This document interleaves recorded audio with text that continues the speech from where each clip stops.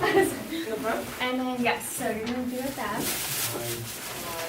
Then open it back. And then, Nate, can I have 1, 2, 3, you with the girls? Janet, over here with the boys. Can we not get something? Kristen, Let's mess it up. you with these 3, and then you guys will be on the team. We don't get a bag. Oh, sorry. Angel, you good? Oh, yeah. Usually it's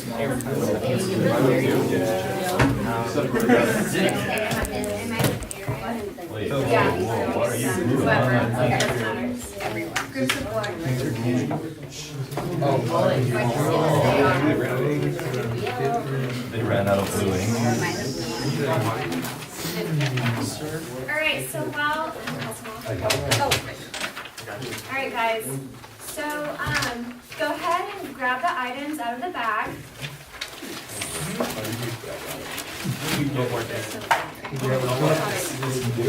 Say that. 4 paper clips and So what you'll see is that you have a cup, 4 paper clips, a lifesaver, and a gummy worm. Okay. So first things first, put the lifesaver under the cup. So flip the cup over. Yep, there you go. Put the worm on top of the cup. Perfect. Just how Sean has it, everyone. Yep. Nice. So I'm going to give you a scenario right now. Sam is stuck on a boat, and now he has to swim because his boat flipped over. To get him to shore, Sam needs to retrieve a life jacket from underneath the boat, which is the cup, so he can float to shore. You and your partner's job is to save Sam by retrieving the life jacket under the boat and putting it on Sam. But the only tools you have are the paper clips, and you cannot use your hands, nor you cannot poke Sam. So I'm going to give you like 3 to 4 minutes. See if you can save Sam. So yeah, go ahead. So the lifesaver is the cup.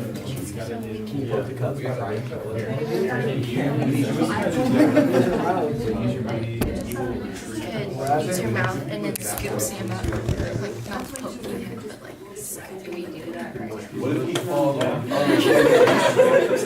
I'll give you guys a hint. You guys can use the paper clips and kind of distort it, mold into a different shape if you want. So that means You can cut it the worm. You can hold it in your mouth.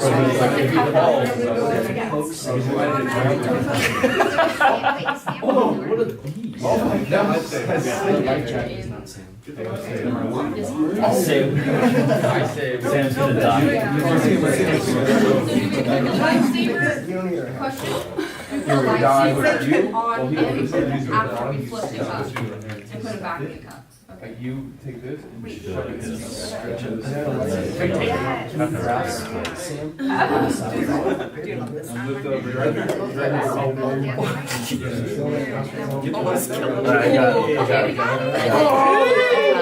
Get Sammy. Got it. Got it? Put it back in the cup. Yeah, put it on the cup. Wait. Wait, whoa, we're trying to get it on top. You have to put it Oh my gosh. Game over. Game over. Back over. Here, I'll hold him. Guys, you gotta use these like tongs. You can distort that. Yeah, so you can, basically what the guys did is they kind of came up with an idea, right, to extend a paper clip to hold Sam. So I don't know how you guys did it, but it was you? Okay. So yeah, this is what it should have been. So the strategy is to stretch the lifesaver and then put him through the hole, right? So I have a question. Would it have been easier if you were working alone on this? No. Hands. And was there one person that was calling the shots, or were you guys all together? Alright.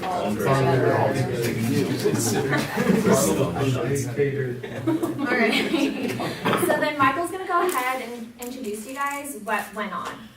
So, as I'm sure all of you guys experienced working together and as a team, they were able to put the worm through the lifesaver, and by having these two things come together as in multiple hands or as the worm going through the lifesaver, they're able to make that happen versus just having one person who would not have been able to complete that task.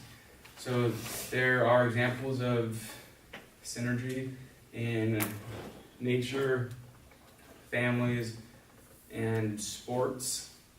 And what Covey was saying is the importance and the strength of two things coming together in perfect harmony. And whether it's two plants being planted right next to each other and their roots being twined together to improve the quality of the soil, or of a man and a woman coming together to create a family, or like for example, Max throwing a full court pass to last game for a throwdown. Those things are coming together in perfect harmony, and that is what synergy is. Okay, so 5 things you should be able to note when you do synergize or in synergy is that you could have a change of heart, a new feeling of energy or excitement. You are open to seeing new ways and different perspectives that you wouldn't see if you're just working by yourself. And then the relationship you have with whomever you're working with is transferred and like transformed. And then you end with a new idea that would result in a better outcome than if you had just worked by yourself or if you made a compromise instead. And then one concern with the habit 6 is that you're ignoring habit 2, when that's not the case. You're enforcing habit 2, which is to begin with the end in mind. So when your beginning would be, you're not really sure exactly where you're going to end up, but you know in your head that your overall outcome will be better overall for both parties, and it's not just a compromise.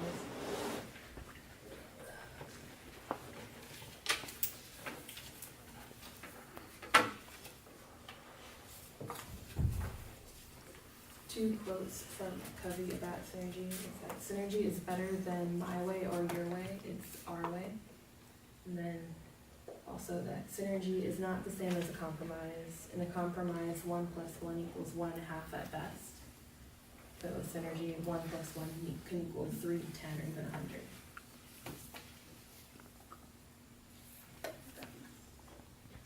Yeah, okay, so, I mean, essentially with synergize, like she said, having more than one person coming together to work on a task is better than being on your own.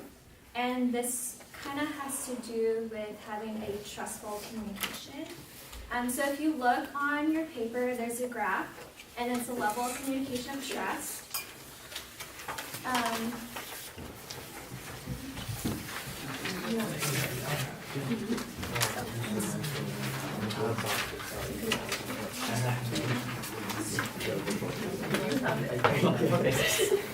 So with Synergize, it's a win-win situation, just like, I believe if it was habit 4 or 5. You don't want to have a compromise because that's going to be a win-lose situation as said before. So Amy gave a good example of, someone wants to go to a bowling alley, and then someone else wanted to go have a nice meal. So what they did, they came and had like a synergizing moment, and they both had a win-win outcome where one was able to go bowling as well as the other one was able to have a good meal. Basically, in a nutshell that through trustful communication, find ways to leverage individual differences to create a whole that is greater than the sum of the parts.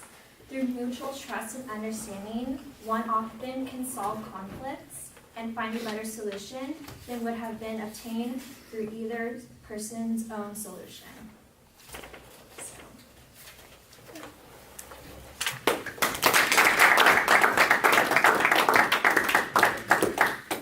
Any questions?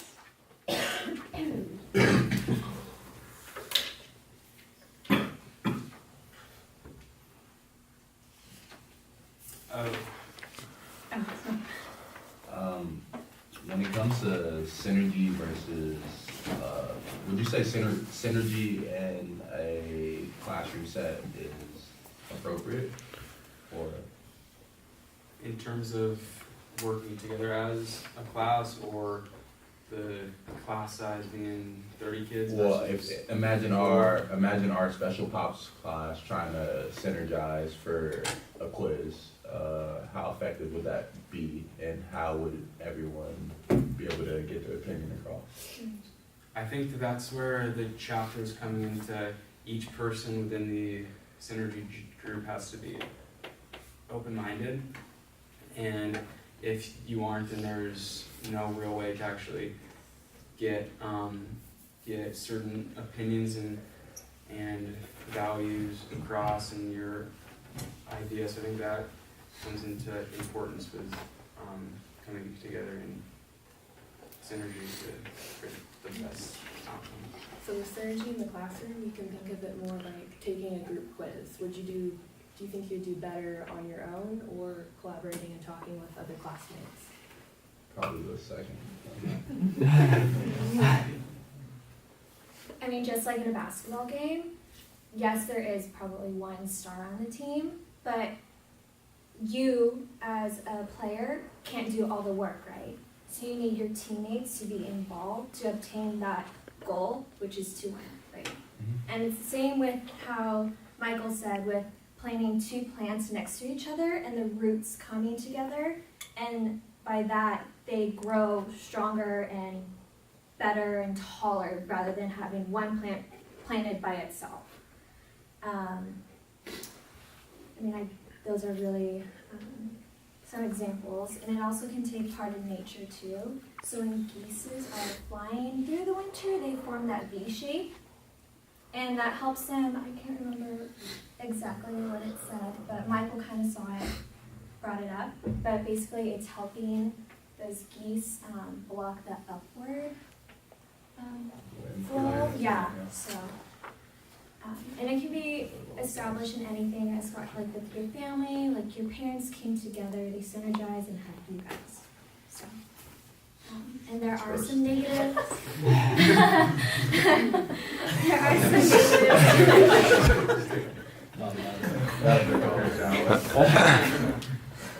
But it's not always going to be perfect, of course. People are different. And you have your type A personality, and then you have your type B personality. And basically what we want from someone that can't really open up to others and be creative. So just think about it as your left and right switch. You have a logical and emotional switch. So a person that's like negative and very defensive doesn't want to work and synergize with another. They will just have maybe one switch of logical, and then their off switch is the emotion. But we want both switches to be on so they can work together and work with other people. Yes. Would the group quiz setting be like more of just a figurative example for synergy? Because I feel like you run into the issue of if, like, I'm just looking at the backwards, it's like their way, my way, you brainstorm and then you find the best solution. Like if somebody's input is just not the right input, just because it's a quiz, you know what I mean?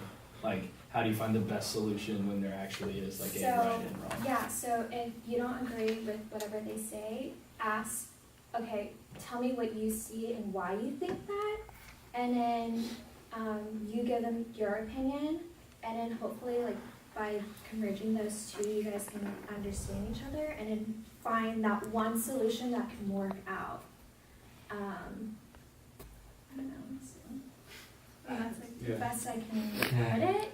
Yeah. I mean, there's always going to be one right answer Yeah. on a test, right? Yeah. Unless it's like, oh, come up with your own thing, then that's when you guys all have to come together and agree onto one solution. And at the end of the day, everyone wins and wins. I think that Pokey had a question. That was my question. That was your question.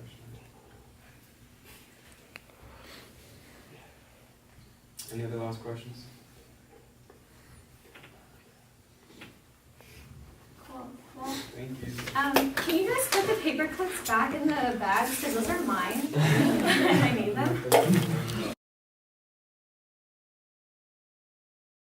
Discount, a better one. Hey, are you gonna stay there? 100% off.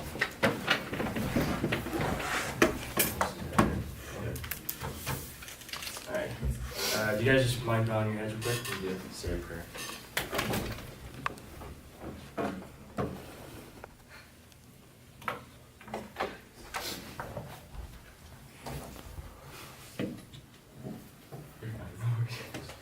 Alright. Dear Heavenly Father, thank you for giving me another life. Thank you for allowing me again to live, breathe, and smile. Thank you for your unending love and grace that you abundantly and faithfully shower on me. Even though I don't deserve to live, still you give me a chance to be alive today, and that's because you delight in me and have a purpose for me. Father, would you fill me with your Holy Spirit so that I can share the love that you have for me to others? Would you give me the strength and power today to walk in your Spirit? Remind me that today there is nothing else that I should desire in this world but you. Father, you are so good and perfect. Thank you for loving me. Thank you for loving the imperfect me. In your name I pray. Amen. Alright, so there's a verse from Hebrews 4:12. I'll read it to you guys. It says, "For the word of God is alive and active, sharper than a double-edged sword. It penetrates even to dividing soul and spirit, joints and marrow. It judges the thoughts and attitudes of the heart." Just a quick question, what is the first thing that comes to your guys' head when you hear a double-edged sword? Just that phrase. First words, first quotes, whatever you guys think. Unbeatable. Huh? Unbeatable. Okay. Anything else? Yeah. Harmful. Harmful? Okay. Respect, yeah. Anything else? Indestructible. Indestructible? Okay. So for our habit 7, the title of it is Sharpening the Saw. And We have a little pop quiz for you guys. Go ahead and turn the page of the handout that is in front of you.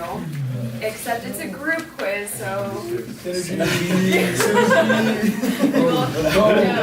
Always have it too. go ahead it is a group and quiz, so go ahead and help each other out. Yeah. Press Being your hand. proactive.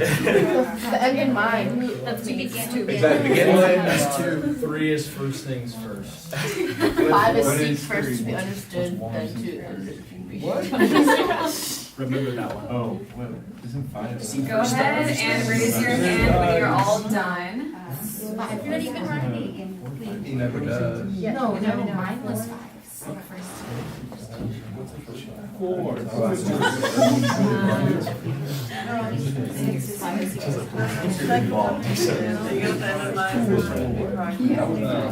What's number 4? Win-win. First things first. Yes. Where's one win? Proactive. What? One win. And then 5 Give is you a couple more seconds. Whoever fills it out first wins. 5 is 6. Next one. First. 5 is 6.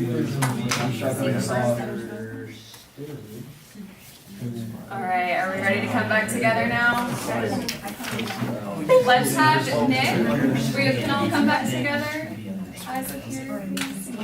Let's have Nick go ahead and read through the 7 habits because he was the first one to finish. Go for it. So number 1, be proactive. 2, start with the end in mind. 3, put first things first. 4, win-win. 5, seek first to understand, then be understood.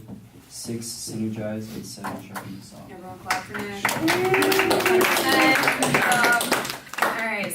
wanted to review the 7 habits with you because our 7th habit encompasses everything. So you can refer back to the back of the side of your handout when we are going through our presentation.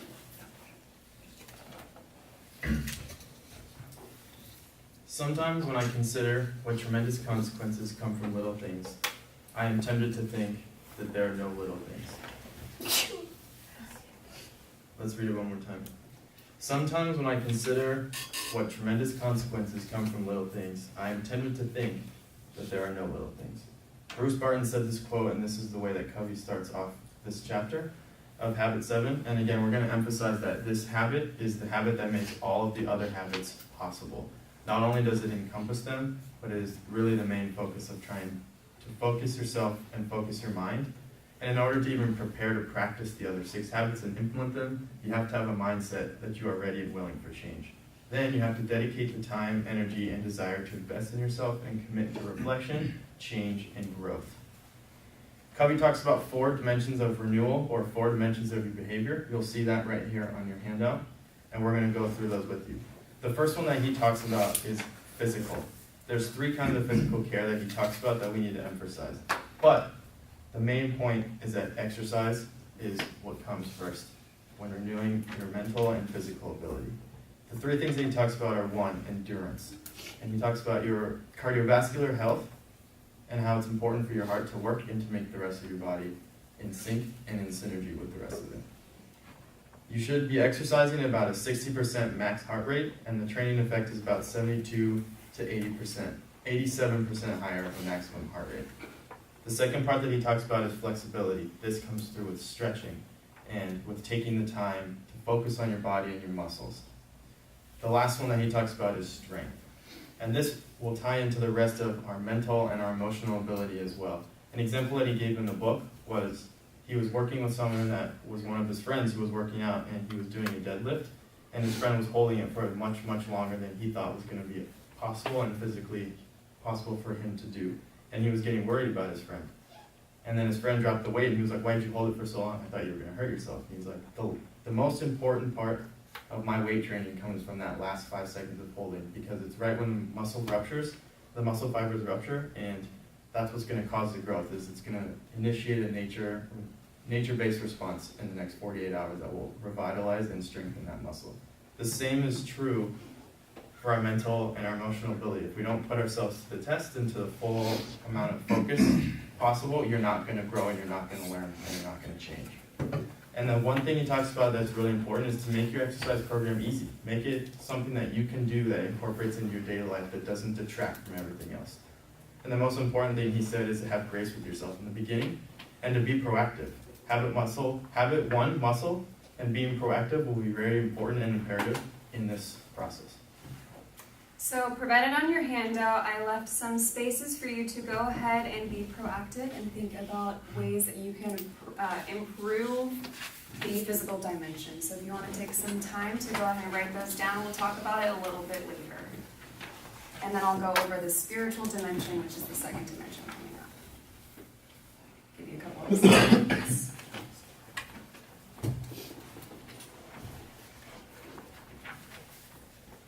Go ahead and look up when you are finished.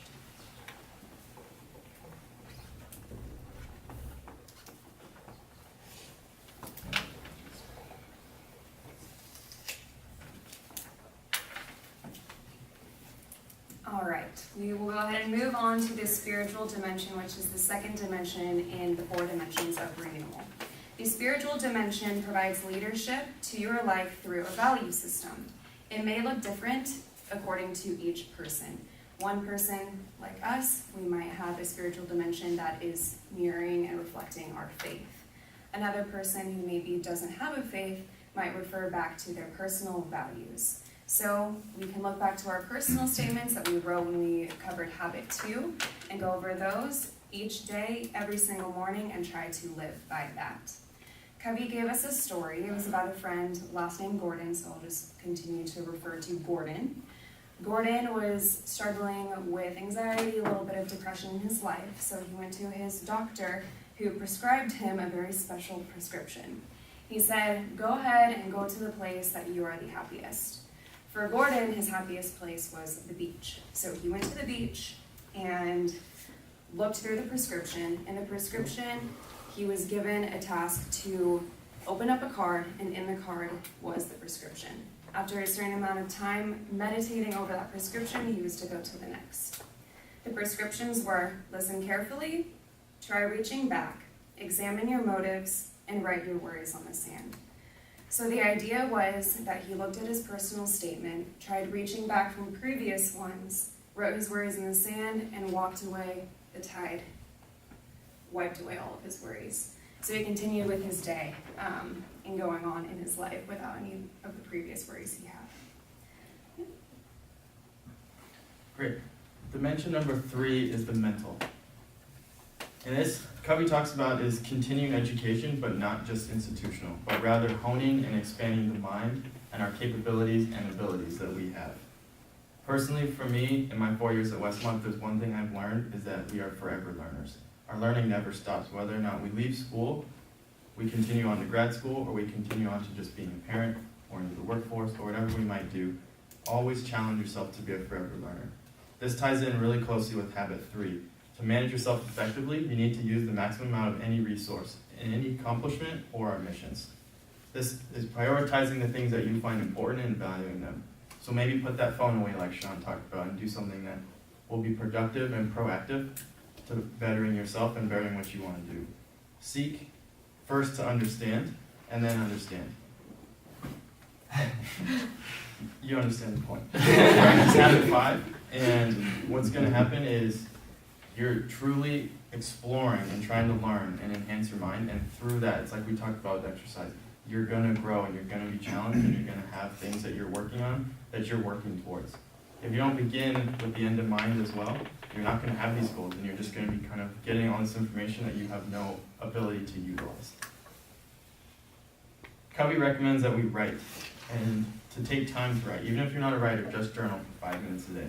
But organize, plan, and act and practice all of the other habits that are associated with this as well.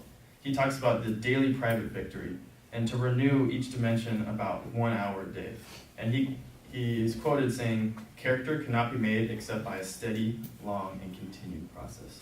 Just like in exercise and with spiritual, we are not perfect and we're never going to be. So have grace with yourself and practice, but also realize that some days are going to be better than others. And on those days that you're down and you're not feeling it, don't beat yourself up, but just focus on what you can do the next day to learn from those. And the next dimension is social and emotional. Covey kind of just goes back with social and emotional and reflecting back on habit 4, 5, and 6. 4 being focused on leadership, 5 being focused on empathic communication, and 6 being focused on creative cooperation, as we saw with Michael, Alyssa, and Kristen's example. For working through 4, 5, and 6, it is a sense of personal security. What Julia and Austin are talking about is finding your sense of self, is just living your life through integrity. Just being honest with yourself and being true to who you are is going to help you grow automatically. Having that integrity, even with your relationships with your friends, that's how the social and emotional aspects are going to benefit you. We technically can't do life on our own, and Covey really focuses on social and emotional, saying emotional really ties in with the relationships that we have around us, and those relationships kind of reflect as to who we are. And because of that, we want to choose those people that are going to help us grow personally, that are going to help us, encourage us to be the best version of ourselves. And again, through that, we have to find those friendships of just being integrity, being true to ourselves, and not putting up these barriers and like these kind of like lies that put us up or give us a different perspective of who we are, and trying to hide that from someone. Rather, just open up to who you are, and the people that will love you and who love you for who you are. Those are the friendships that are going to be obviously encouraging you to become the better version of yourself. Even before seeking those relationships and friendships and stuff, he talks again about effective interdependent living. And then again, that goes back on being more focused on yourself physically, like being active, make sure you're staying up on your health. And he talks about this being in quadrant 2. And if we're not focusing on like our physical and exercise and stuff, then that can actually go back to quadrant 1, which becomes an emergency and our health kind of dies down. So again, just focusing on yourself, exercising, keeping up with your diet, just making yourself your better better your body, basically. After that, the whole mental and, again, emotional and spiritual, it's all just who you are. Just encouraging yourself to be the best version of yourself. Keep diving in with like learn more things, be involved with as much as you can. Just reading and writing and prayer, all of it, just self-reflection has been like a biggest thing. Even for myself personally, this past year has been like probably one of the best years I could say in my life. I made a change to, rather than focus on others, to actually focus on myself, and through that self-reflection and kind of improving myself and who I am, I've been able to better the relationships and friendships that I have around me and make those something that I've never even experienced before. It's just been like honestly a true blessing that I've been able to see such a great like love and immense amount of joy that I've never even seen before that's always been there. I'm going to read a quote for you guys real quick as well that Covey kind of finishes off with this section. It's from George Bernard Shaw, and he's talking about his own personal experience, and he goes on to say, "I am of the opinion that my life belongs to the whole community, and as long as I live, it is my privilege to do for whatever I can. I want to be thoroughly used up when I die, for the harder I work, for the more I live. I rejoice in life for its own sake.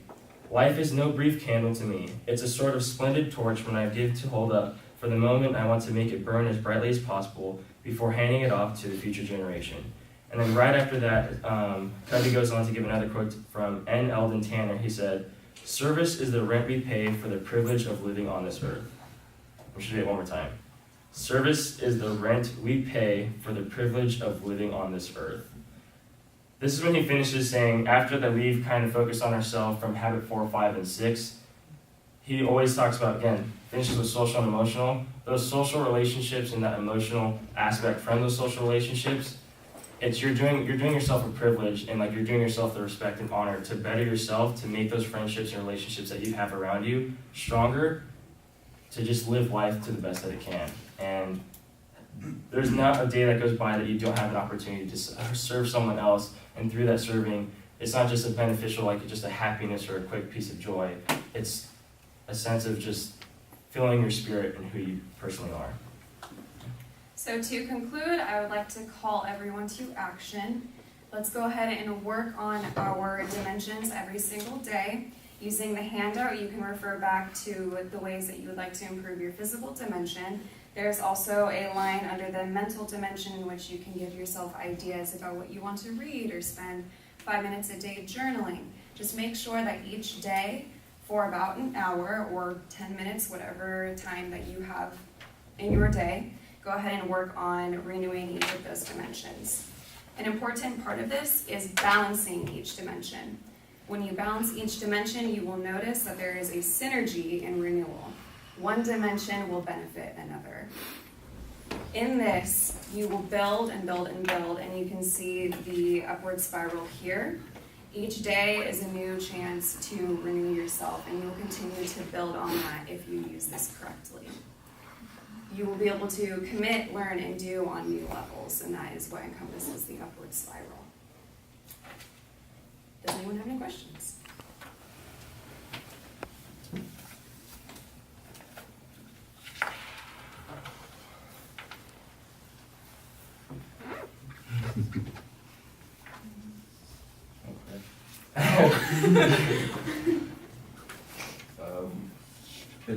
There's a lot of imagery given with your presentation. So when you say we're sharpening the saw, we're sharpening Yourself.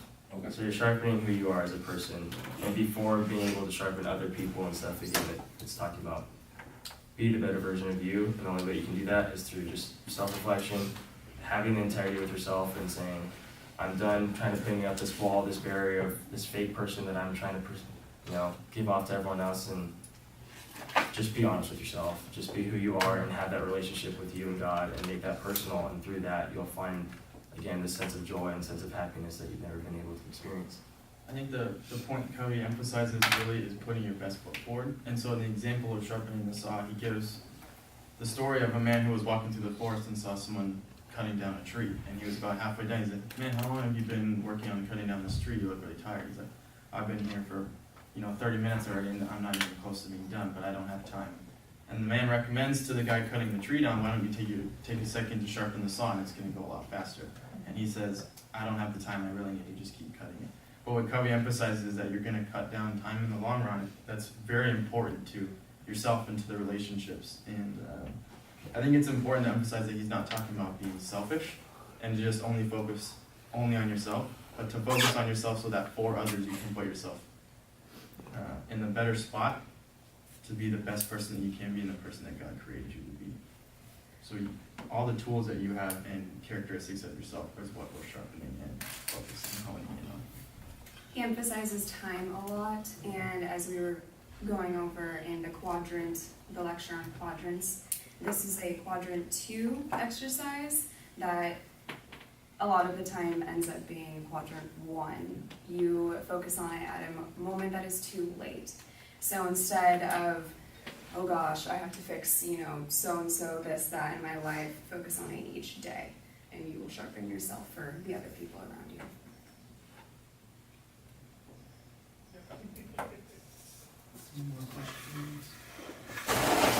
We're good.